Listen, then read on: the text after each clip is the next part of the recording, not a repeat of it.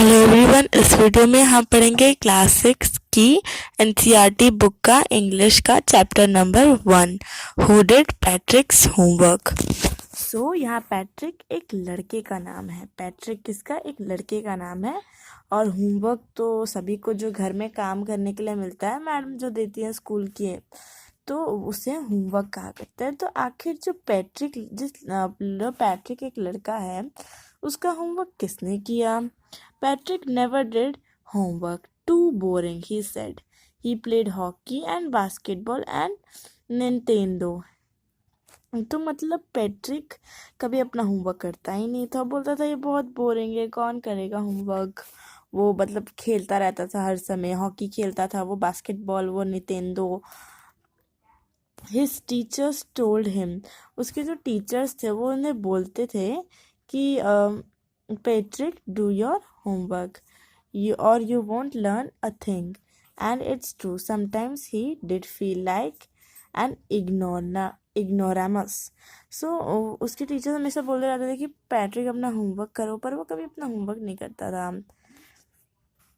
और हमेशा मतलब मस्ती करता रहता था। और वो बोलते थे कि अगर तुम होमवर्क नहीं करोगे तो तुम ज़िंदगी में कुछ नहीं कर पाओगे, ऐसे मतलब। और पैट्रिक को भी कभी कभार इसका एहसास होता था कि इग्नोरस मतलब यहाँ पे इग्नोरामस, इसका मतलब होता है कि उसे कभी कभार लगता था कि उसके पास सच में ज्ञान की कमी है, वो सच में उसके पास ज़्यादा ज्ञान नहीं है। और इग्नोरामस का मतलब यही होता है। एंड आगे हम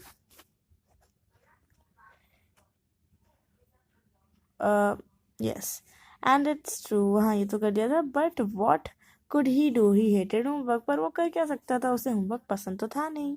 then one day he found his cat playing with a little doll, he grabbed it away.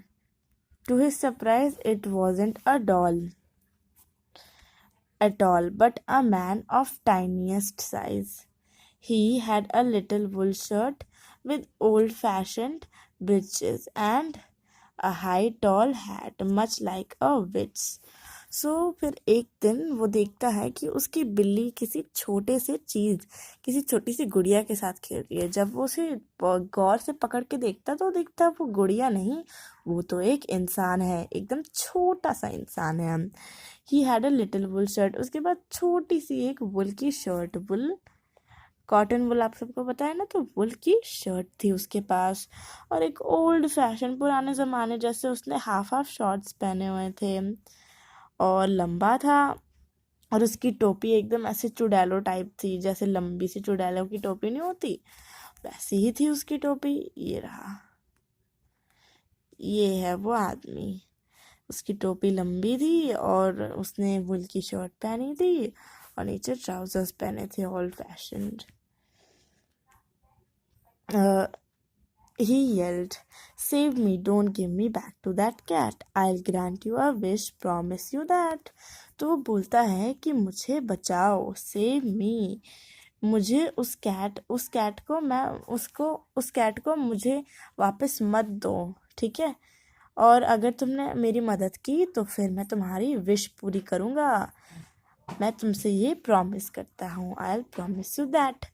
Patrick could not believe how he was the answer of all his problems. So he said, only if you do all my homework till the end of the semester. That's 35 days. If you do a good enough job, I could even get AS. वो बोलता है कि तुम मेरे साथ रहो, मैं तुम्हारी मदद करूँगा, पर तुम मेरे साथ रहो, मेरे होमवर्क में मदद करो। वो बोलता है, देखिए जो पूरा स्कूल चलता है, ठीक है, तो वो स्कूल ना अलग अलग, पहले फर्स्ट पीरियोडिक टेस्ट होते हैं, फिर सेकंड, तो ऐसे ऐसे भागों में बटा रहता है, तो उसे सेमेस्टर बोला जाता है। तो वो बोलता है कि मेरे साथ तुम 35 डेज तक रहो, मेरा होमवर्क करो, मेरे को मदद करके। तो जो छोटा जो आदमी था वो तो मान गया तब। The little man's face wrinkled like a dishcloth thrown in the hamper. He kicked his legs and doubled his fist, and he grimaced and scolded and pursed his lips. Oh, am I cursed? But I'll do that. तो वो बहुत परेशान हो जाता है, वो अजीब अजीब हरकतें करता है अपने, ऐसे उसको ऐसा फील होता है कि वो फटे हुए कपड़े की तरह अब उसे फेंका जा रहा है। वो अपने पैर पटकता है, अपनी फिस्ट डबल करता है, तो मतलब बहुत गुस्से जैसी चीज़ें करने लगता है। And true to do his word that the elf began to do Patrick's homework. तो उसका नाम होता है एल्फ। एल्फ अब पैट्रिक का होमवर्क करने लगता है, क्योंकि अब उसके पास कोई और चारा नहीं बचता। The elf did not always know what to do and he needed help. तो एल्फ को पता नहीं था कि करना क्या है उसके होमवर्क में, तो वो कभी कभार हेल्प मांग लिया करता था। कभी कभार नहीं, हमेशा ही help me he would say. वो हमेशा बोलता था मुझे मदद करो। Patrick would have to help him in whatever way. तो पैट्रिक को उसकी मदद करनी पड़ती थी किसी भी तरह। अब मदद नहीं करेगा तो उसका काम कौन करेगा? I don't know this word, elf squeaked while reading Patrick's homework. तो वो बोलता है कि मुझे इस वर्ड का मतलब नहीं पता। एल्फ बताता है किसे? पैट्रिक को। Get me a dictionary. No, what's even better, look up the word and sound it each by the letter. तो बोलता है कि मुझे एक डिक्शनरी ला के दो। तो बोलते हैं नहीं नहीं, डिक्शनरी मत लो, तुम इसको धीरे धीरे एक एक लेटर पढ़ो और इसका sound निभाओ। When it came to maths, Patrick was out of luck. What are timetables? The elf shrieked. We elves never need that. तो वो बोलता है कि मैथ्स पढ़ते समय तो उसका दिमाग ही घूम जाता है। वो बोलता है कि ये टाइम टेबल क्या होते हैं, हम जैसे एल्फ को तो ऐसे टाइम टेबल की ज़रूरत नहीं होती है, तो ये होते क्या है? तो उसे पता नहीं होता है। And addition, subtraction, division and fractions. Here, sit down beside me. You simply must guide me. Else, know nothing of man history. To them, it's a mystery. So the little elf, already a shouter, just got louder. Go to library. I need books, more and more books, and you can help me read them too. तो वो बोलता है कि multiplication, addition, subtraction, division, fractions, यही सब हुआ करता है। मेरे बगल में बैठो और मुझे बताओ करना क्या है। एल्फ को मतलब ज़्यादा कुछ पता नहीं था इंसानों के बारे में, उनके हिस्ट्री के बारे में, और उसके लिए तो ये एकदम मिस्ट्री बन गई थी। मतलब एकदम एक केस बन गया था सुलझाने लायक, mystery. So the little elf, जो छोटा एल्फ था, वो चिल्लाता रहता था ऑब्वियसली हर समय। और वो और ज़्यादा चिल्लाने लगा, बोलने लगा कि लाइब्रेरी में जाओ, मेरे लिए किताबें लेकर आओ और मुझे उनको पढ़ने में मदद करो। As a matter of fact, in every way the little elf was a nag. Nag मतलब बला थी एक तरह की, बहुत सा परेशान किया करता था वो elf. Patrick was working harder than ever, मतलब वो पैट्रिक अब पहले से भी ज़्यादा हार्ड वर्क करने लगा था। It a drag, he was staying up nights and had never felt so weary, was going to school with his eyes puffed and bleary. तो मतलब वो रात भर काम किया करता था और सुबह स्कूल जाता था, और उसको कभी इतना संघर्ष उसने किया ही नहीं था स्कूल जाने के लिए। अपनी आंखें फुला के, मतलब बहुत ही उसने मेहनत की थी, जागा था इतना और स्कूल जाता था।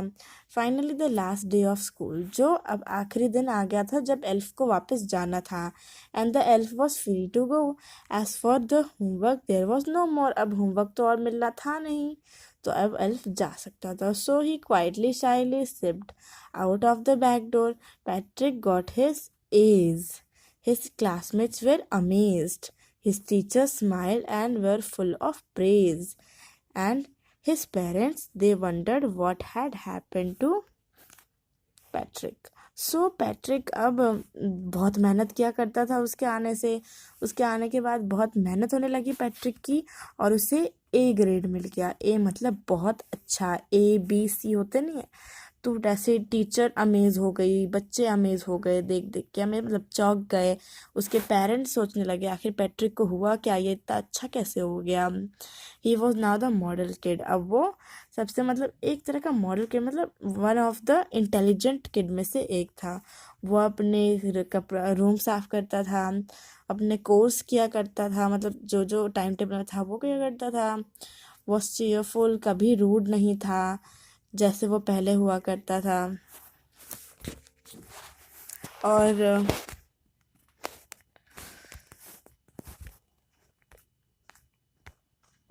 उसने मतलब you see in the end Patrick still thought he had made that tiny man do all his homework, but I'll share you a secret just between you and me, it wasn't the elf, Patrick had done it himself.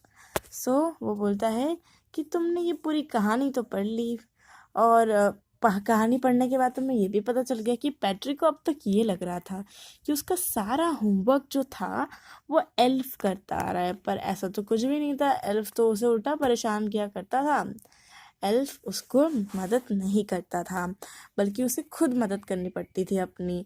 और ऐसे ही खुद मदद कर करके फिर ये हमें एक सीक्रेट बताता है लास्ट में कि जो सब कुछ किया गया था होमवर्क के लिए वो सब खुद पैट्रिक ने किया था, एल्फ ने कुछ नहीं किया था। इसके राइटर है कैरल मोरे। बहुत ही अच्छी है ये स्टोरी।